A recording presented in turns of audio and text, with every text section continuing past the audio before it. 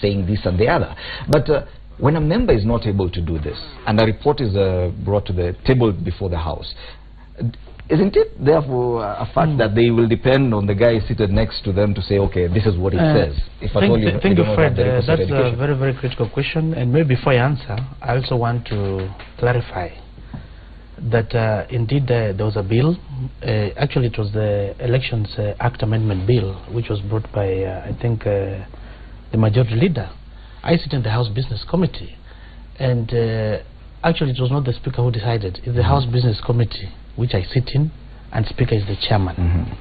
What happened is we decided to give precedence to the Joint Committee. The Joint Select Committee. The Joint Select Committee, which was to look at the laws that pertain to elections, look at the Elections Act, issues of the Political Parties Act, and the IBC Act.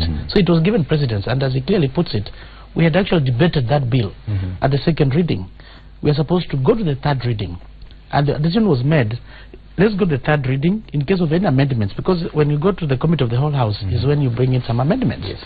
So it was decided that because this one was something that was negotiated, let's give it precedence. But that the other bill is actually live as far as we are concerned on the floor of the House. And one of the recommendations are that a member of Parliament should have a degree.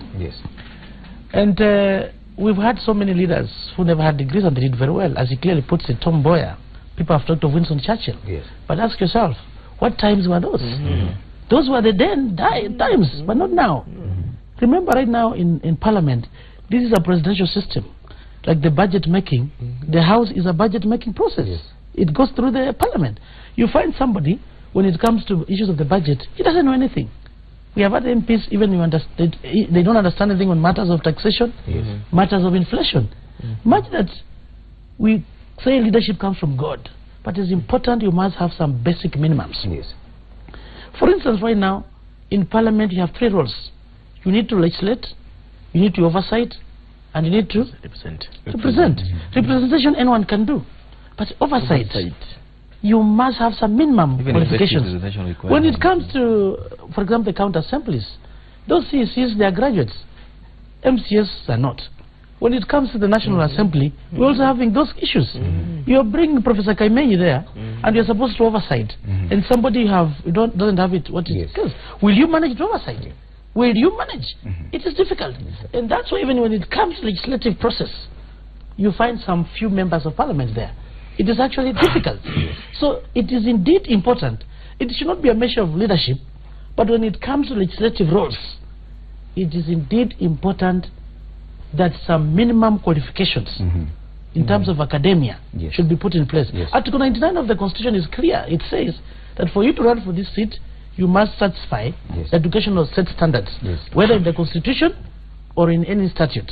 We know very well the Constitution is not there, but it says Parliament shall put that in place. Parliament has not done that, and right now, even if you are standard 8, standard 7, you can contest. You can contest for parliamentary seat, but it becomes very challenging when it comes to legislation. It is indeed important as time go by, we need people to go to school. We've seen Sonko from nowhere. I'm told Sonko has gotten a degree. I don't want to know which university he went to, but he has that degree. We've had many other people. I've seen, there's a lady in Parliament, I don't want to name the name.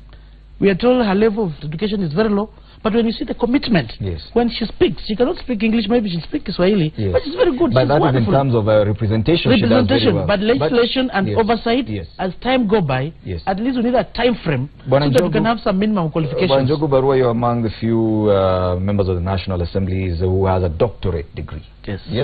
And that's a very high level of education. And when you're debating in Parliament against someone who's not even gotten to Form 4 level, how does that even, how do you even discuss matters?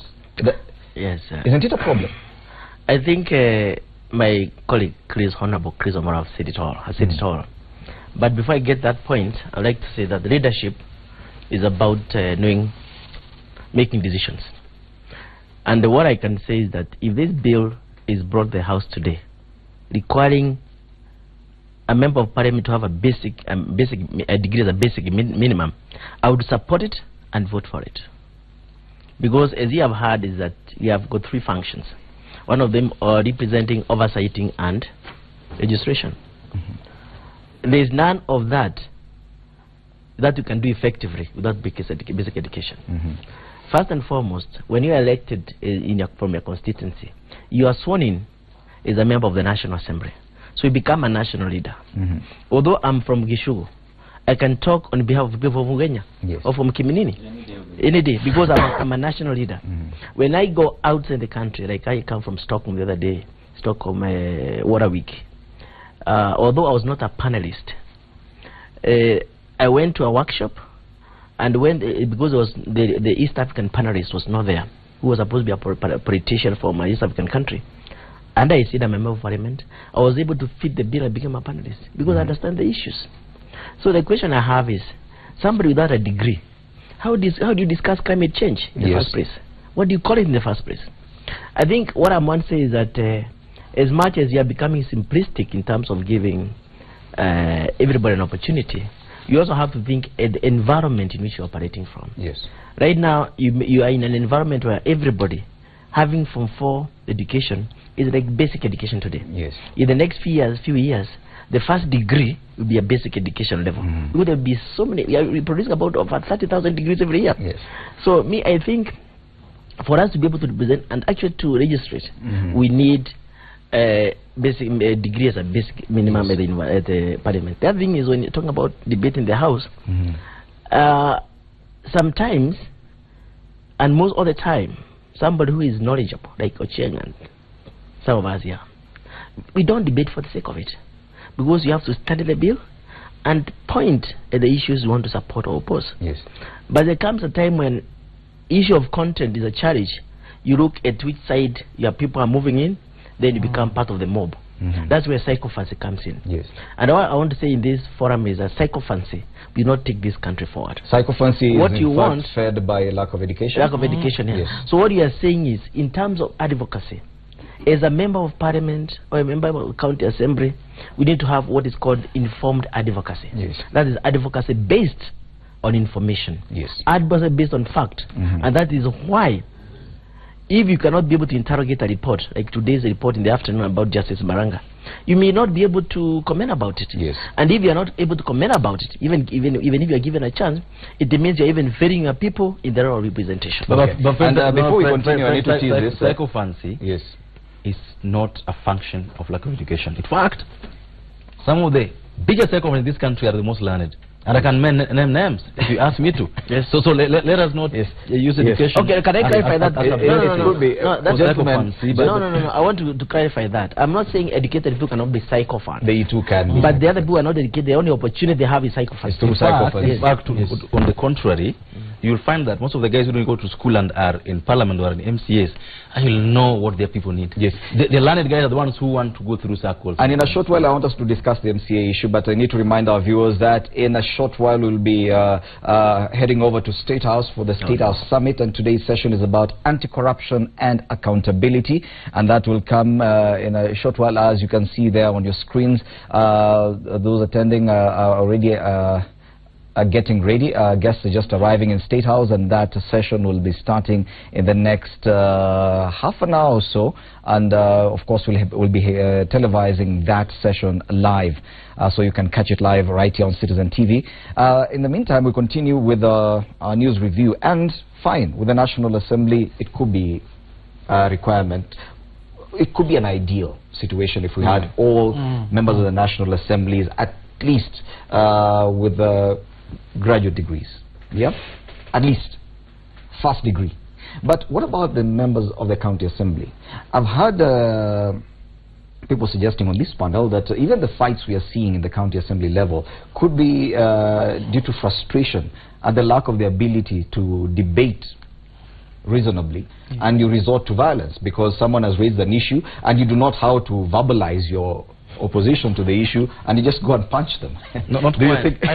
think, you know, think it could be contributed? Legislation is legislation, and our idea on this law was that in this coming election we were going to allow everybody to just do what they want to do, but we're going to give time, 5 years. For MCAs, we are saying for MCAs in this coming election have a diploma, then in the next election 2022 have a degree, and the reasons are almost the same.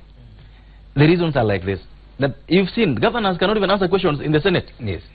You've seen that. that they hardly understand the issues. But it is a requirement for governors to have a degree. Yes, I'm just using that to explain to you that even some of the governors who have degrees cannot easily deal with the issues concerned.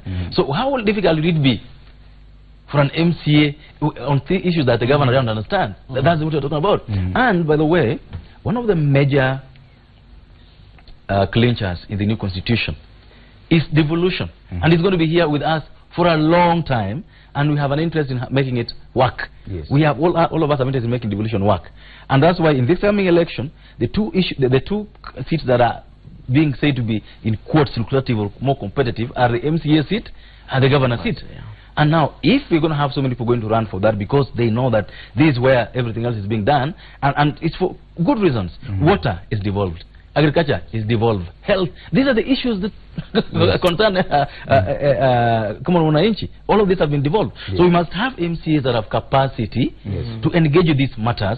Capacity, because if they're going to be doing the budgeting, they'll be oversighting. How will they do this without? And you've just seen what has happened in all the counties where a very good bill is brought before a county assembly, but because they cannot engage with it, you hear tomorrow it's been withdrawn, or an impeachment is brought, it's been withdrawn, largely because the issues are not about people being able to engage, but who gives more money for what. And so, as soon as we are able to sort out the issue of the capacity of the members of parliament and county assemblers to be able to debate issues, then we'll be better off. Yes, Omalo. I think the role of a member of parliament and the role of the member of the county assembly are the same. Actually, there's no difference. And I look at this, the argument of Sarah Serem. When Sarah Serem SRC was doing a job evaluation, when you do job evaluation, you are trying to evaluate jobs. Then you relate it with the pay. When it comes to members of parliament, when they were arguing, they want higher salaries. One of the reasons what was said were, what is the minimum academic qualification? Because you can't do any job evaluation without the academic qualification. The academic qualification for a member of parliament is the same as that one of the MCA. Absolutely. And as Mheshimiwa puts it clearly, there are some critical issues that when members come in, they should do capacity building so that they can be able to understand, internalize, so that they can make an informed perspective. I want to give an example of Trans Nzoia County, for instance. We've had this scandal of the hospital, where it's purported the governor bought the hospital at 185 million, exaggerated from 26 million. He went to High Court. High Court, I'm told, he dismissed it. He went to Court of Appeal. The Court of Appeal also dismissed the issue. But when I asked some of the MCS, because that cannot be passed unless it has been, it has come through the budget process, and which is done by the county assembly, approval of the county assembly. I asked them, was this money provided for? One MCS said, no, this money was not provided for. But from the governor's side, he said, no, that money was provided for. Later on, there was a supplementary budget which was brought in. And they did not even know. They didn't even understand. So when you look at the issues we're having here, you know, it's a blame game. Much that the governor, it was wrong for you to bring in the issues of corruption. In this case, of course, Trans Nzoia needs a hospital. It needs a referral hospital. But not in a corrupt way where you've exaggerated maybe the issues of the buy price. So here, there's a blame game. So the issue of capacity building to me is very, very critical. So the issue is, let's give a transition period. And remember, this issue, you know, by then I was teaching at the university and I was very keen on parliamentary matters. I remember Amos Kimunya brought up this issue. And some of the MPs who were on the floor of the House, there's an MP from Gatundu, I can't remember his name, but maybe he had not even done Form 4. So when they were saying I, he told me, I also said I didn't know that I was sucking myself. So you understand now, the level of education is actually very, very critical. Because in Parliament, I see even some MPs, once they see Duale has said this, they just follow, ignorantly. Just maybe because they're on the other side of the political divide or the other side. A member of parliament, you need to look at the issue critically. Like the Maraga issue, as we're going to discuss. Look at the issues, understand, internalize, so that you can debate from an informed perspective. So as we move on, these are some of the distinct problems we have. And in 2022, let's allow MCS by 2022 to have diplomas. The MPs, let them have degrees. But for 2017, I don't think there's time. As you wrap up discussion on this matter, of course, any society would want the cream extreme to be in charge of leadership. But we are seeing something different in Kenya, because we value oratory skills more than probably even academic skills, because right now, what other aspect, what other way do we have, what other measurement do we have of to actually say this is a cream of society, apart from education? I think I've in my own observation in the field for the last 1 or 2 years across the country, the biggest threat we have now is not illiteracy, going to that parliament or that county assembly. One of the challenges that we may face in 2017, 2022 is that the assemblies from county, national level may be filled with a majority of special interest groups. People who are there not to represent the people, but because they have wealth, well, however they have gotten it, they are able to get their way. Yes. As it is now, we have not, very few Kenyans, quite a number of Kenyans are not living above the poverty line. So money, it is still a motivator, and it gives direction on how voting is done. Yes. So people with money have of late become very interested, and they have become very philanthropic as they do what they call early campaigning. Yes. So this may shift the goal from now education to who can pay for what, yes, which is a very big risk. Because when you got the house, because you have got money, you first of all decide to recover the money, and you may not have an interest of the people to represent them well, or the ability. Or the ability, most likely the ability, and also you know that the money is still there and you can make more and you should use it the next time. So what I'm saying is that as you look at academic qualification, let us look at the track record of people, and we hope